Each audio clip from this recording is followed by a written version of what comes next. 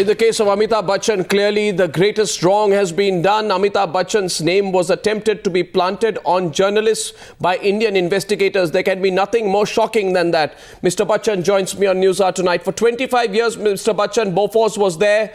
Your name was dragged into it in the past. Today it has been revealed that not just was it a falsehood, but there were attempts, there were plants. There were attempts to plant your name, to drag your name into it. How do you look back on the 25 years which affected you and your family so deeply? Well, initially, Arnab, my family and I are very happy to know that the statement made through this interview by the former Swedish police head that was investigating the Bofors India gun deal has in his interview through Chitra Subramaniam vindicated us and told the public that we were not guilty, and this makes us very happy. The fact that it has taken 25 years to come through is of course very surprising and hurtful and alarming as well.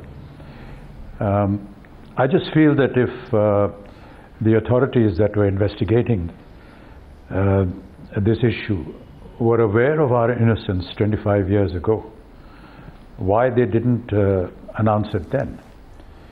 The other, I feel, a little more alarming issue has been the contents of the interview, which state that the investigating team in Sweden had indeed given a list of their investigation of the people that were involved, and subsequently, my name was planted in that list, even though it did not have the approval of the Swedish authorities. So for 25 years, well, it's very difficult to look back because there has been a lot of pain, there's been a lot of grief, a lot of humiliation and abuse from not just the people of the country, but outside as well. And 25 years later, they say I was innocent. What can one say? Mr. Bachchan, someone was trying to fix you. First, they tried to plant the story on Chitra Subramaniam. They later planted it on a foreign newspaper. Obviously, the investigators were trying to fix you and link you to Bofors. I'm not aware of, what the machinations were in this issue. But if there is a conspiracy, or there was a conspiracy to implicate me and my family, then I can't do anything about it. I'm not an involved party, and the maximum that we could do at that point of time was move court. And knowing that legal procedures in India take a very long time, we moved court in almost 3 countries, in Switzerland, in Sweden, and in London, and we won the case. Dagens Nyheter, that was the newspaper from Sweden, which had carried the implications earlier on, apologized before going into court, and we accepted that apology. Subsequently, there were some other newspapers that actually fought the case and lost. So in a way, legally we had won the battle. But yes, for the authorities today that were investigating this to now come out with the facts, and some of them have been very alarming,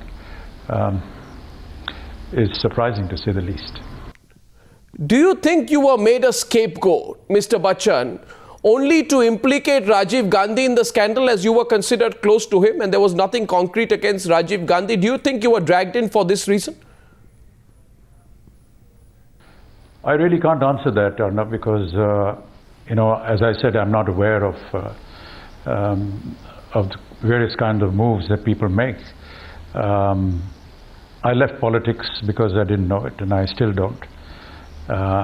It's an area that I've failed in, so I will not be able to answer this question.